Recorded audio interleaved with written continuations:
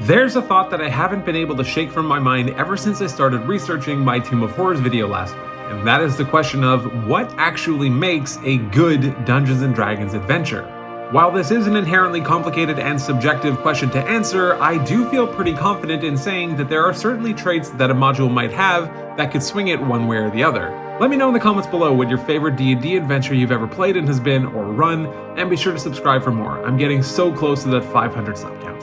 Obviously, some players may prefer a specific playstyle over that of another player, and that's totally fine, but that's also not really what I'm talking about here. What I'm trying to discover is what is it that makes an adventure memorable for everyone, and how can an adventure support the ambitions of as many different players as possible while still staying true to its goal of embodying the three pillars of exploration, social interaction, and combat. Maybe it's something of a controversial take, but I think the Dungeons & Dragons team has already created an adventure that is nearly perfect in this regard, and I think they might have done it twice. One of which likely won't come as a surprise, but the other just might, but we're getting a bit ahead of ourselves. While a lot of the principles I'm going to discuss certainly apply to it, I'm not really going to be addressing homebrew campaigns in this video, as it would just cast way too wide of a net. If we take the Tomb of Horrors as an example, this is an adventure where the entire conceit of it is that it's next to impossible.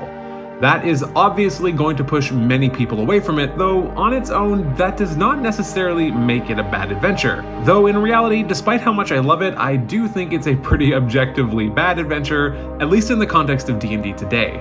Instead, what makes it a bad adventure is that it contains so few elements that would make a group of players want to meaningfully engage and actually dedicate time to it. Outside of the sheer insanity and name recognition, the Tomb of Horrors kind of has nothing going for it. If you were to compare this module against the three pillars of D&D, exploration, social interaction, and combat, you would ultimately come up short on all three.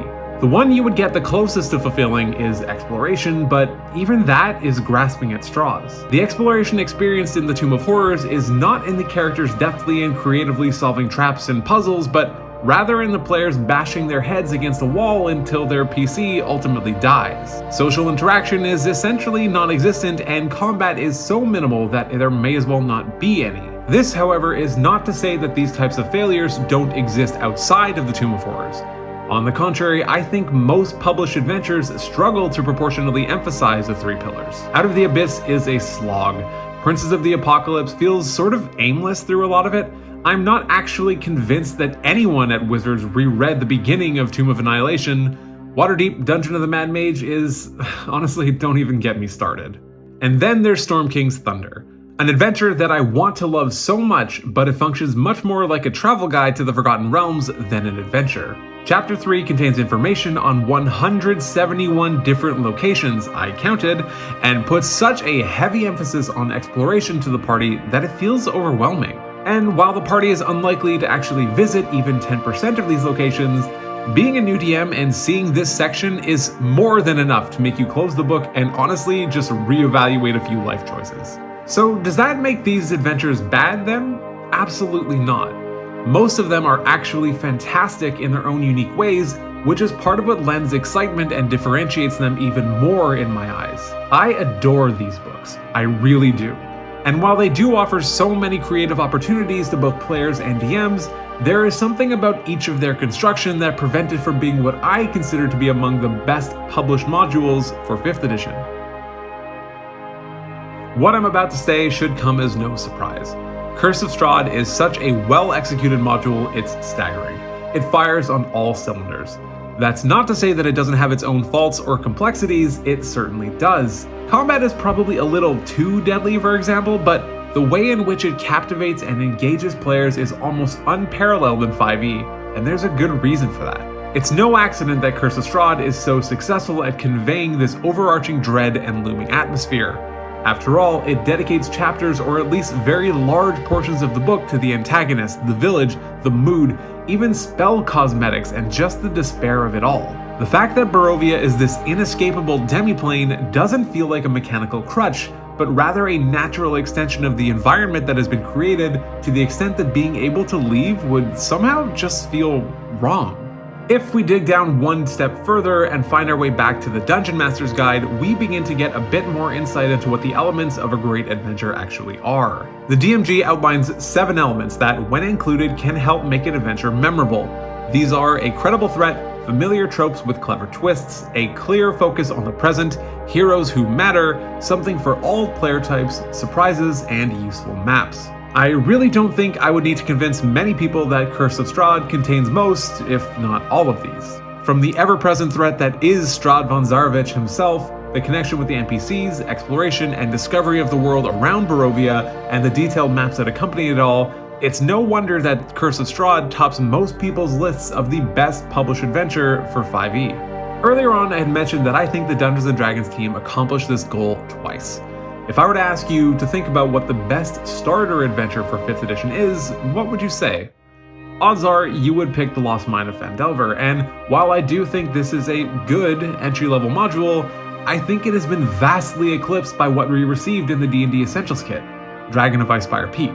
I know that many are not going to agree with me here, but I really do think that Dragon of ICESPIRE Peak is so much better that these two modules aren't even in the same league.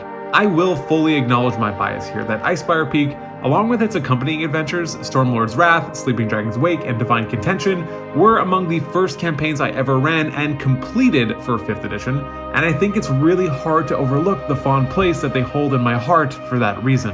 But even when I sit down and try to be as objective as possible, Lost Mine just doesn't hold a candle to it. In any case though, this is not a video comparing Lost Mine of Phandelver and Dragon of ICESPIRE Peak. This is a video about what makes for a great adventure. Maybe I'll save the comparison for another video when the new starter set, Dragons of Stormwreck Isle, is released this summer. Let me know in the comments if you'd be interested in seeing that. In my eyes, what makes Dragon of ICESPIRE Peak so good is how true it stays to the 3 pillars of exploration, social interaction, and combat. Don't mistake me saying this as some concession that this is the most complex campaign with countless layers of subterfuge, political intrigue, and diplomacy, because it isn't. I'm not even saying that it's the best campaign for 5e. What I am saying though is that it exemplifies so much of what makes 5e wonderful and leaves it all on display. Some adventures undoubtedly do some things better, but many do them worse. The pillars in this module are just so clear, maybe even too clear?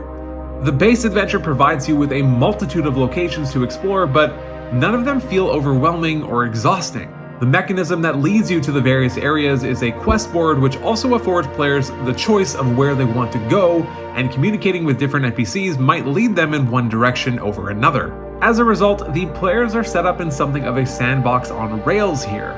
They don't actually need to complete every quest, but they can if they so choose. Ultimately though, you really feel like you are part of the town. You feel like heroes that matter. Going around to nearby locations, being constantly aware of the looming white dragon above, and doing all you can to prepare the town before you inevitably slay the dragon is a really satisfying feeling. Curse of Strahd and Dragon of ICESPIRE Peak are, in my eyes, 2 modules which beautifully highlight the profound and memorable effect that the 3 pillars of D&D have when executed well. These are adventures where the stories almost naturally weave themselves and leave your players feeling like they have personal stakes in the matters at hand. I love these adventures, but I think there is real value in modules that don't quite conform as well to the mold that these have created. There is actually a lot to be said for the Storm King's Thunders and the Dungeon of the Mad Mages of the world. These provide players and DMs with a different kind of experience, an experience that maybe feels a bit more homegrown despite coming out of a published book. These campaigns are wonderful not because they conform to the perfect formula of Dungeons & Dragons, but rather that they are actually wonderful in spite of it. They allow dungeon masters to explore their own creativity a little bit more and give players the freedom to try something that might be a little bit more unorthodox.